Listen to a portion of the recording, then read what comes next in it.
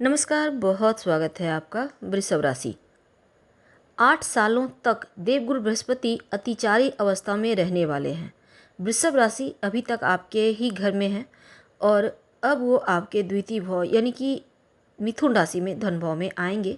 देवगुरु बृहस्पति का गोचर होगा 14 मई की रात को।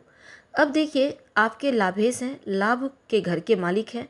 दूसरी तरफ धन भाव पर आएंगे तो बहुत ही शुभ संयोग आपके लिए बना हुआ है। देवगुरु बृहस्पति लगभग एक घर में एक राशि में 12 से 13 महीने रहते हैं, इसके बाद राशि परिवर्तन करते हैं। लेकिन जब वो अतिचारी गति से चलेंगे तब 4 से 5 महीने में ही वो यानी जल्दी जल्दी राशि परिवर्तन करेंगे, यानी वह कार्य को पूरा कर लेंगे। तो इस जल्दबाजी में कुछ हमसे गलतियां हो सकती है, अनावश्यक चीज़ें हो सकती है।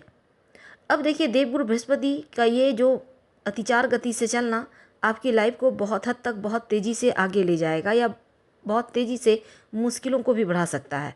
जब वो 12 महीने का सफ़र 5 महीने में करेंगे, 4 महीने में पूरा करेंगे, तो समझ लें कि उनका स्पीड कितना होगा और यही स्पीड डिपेंड करेगा उनका फल आपके ऊपर कैसा पड़ेगा। अब देखिए, देवगुरु बृहस्पति इसके पहले महाभारत काल में अतिचार गति से चल रहे थे और आपको तो पता ही है कि महाभारत काल में हुआ क्या था। तो जल्दबाजी में कुछ गलतियां भी होंगी। जल्दबाजी में जब देवगुरु बृहस्पति फटाफट से दौड़ेंगे तो बहुत कुछ उनकी आंखों से भी छूट सकता है।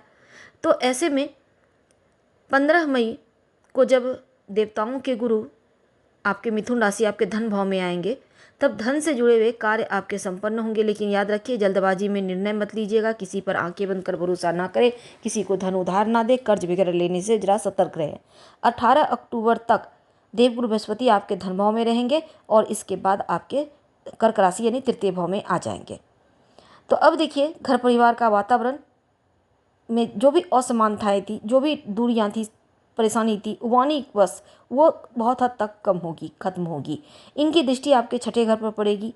अगर आप, चूँकि छठा घर रोग चोट ऋण कर्ज शत्रु का है, नौकरी के लिए आप परेशान हैं, तो ये यहाँ पर देवगुरु बृहस्पति का जो दृष्टि है गंगा जल के समान पवित्रता रखती है।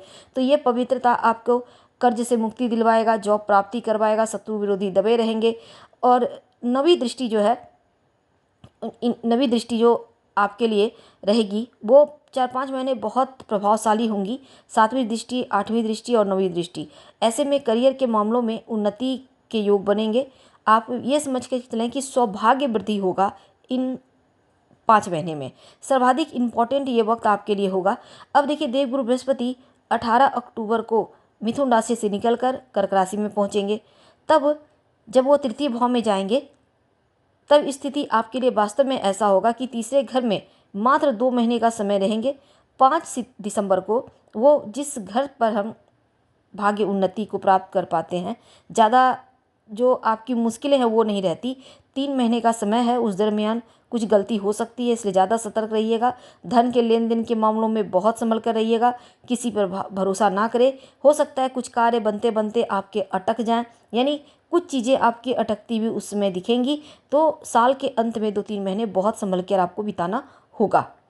लेकिन आपके जब धन भाव में रहेंगे तो वाणी पर थोड़ा कंट्रोल रखिएगा, क्रोध कम कीजिएगा। कुछ भी किसी को बोलने के पहले 4 बार सोच लें, थोड़ा कम ही बोलें, मुंह बंद करना सीख जाइए। भाग्य भाव पर इनकी दृष्टि है तो देखिए, सप्तम भाव पर भी है। तो व्यापारी भाई हैं, अतिचार अवस्था में रहेंगे तो आपके कार्य जल्दी जल्दी संपन्न होंगे। देवगुरु बृहस्पति आपके लिए जो 2 महीने का समय होगा, 18 अक्टूबर से लेकर 5 दिसंबर तक, इस समय आपको लाभ होगा, धन प्राप्ति के योग बनेंगे, क्योंकि यहाँ से तीसरे घर से उनकी दृष्टि पड़ेगी 11वें घर पर। अब इनकम के सोर्स भी बढ़ेंगे। बस ध्यान ये देना है कि कोई मौका हाथ से छूटे ना। 5 दिसंबर से लेकर 6 जून तक जो वक्त है मिथुन राशि में प्रवेश करेंगे। अब यहाँ पर इनको छोड़कर जब कर्क राशि में जाएंगे तब अब ये वक्त होगा कि पैसों को लेकर, इनकम को लेकर, फैमिली को लेकर या फिर किसी तरह का मैनेजमेंट को लेकर देवगुरु बृहस्पति का ये महापरिवर्तन आपके लिए अति शुभ होगा। क्या उपाय करेंगे? देखिए, आप शिव जी की आराधना करें, नियमित रूप से उनको जल अर्पित करें और ओम ह्रीं बृहस्पति नमः का जप करें तो आपके लिए अच्छा है। हालांकि 2025-26 के बातें हमने आज बहुत हद तक आपसे साझा की। अगले वीडियो में थोड़ा और विस्तार से हम बात करेंगे। फिलहाल आपसे विदा लेते हैं। धन्यवाद।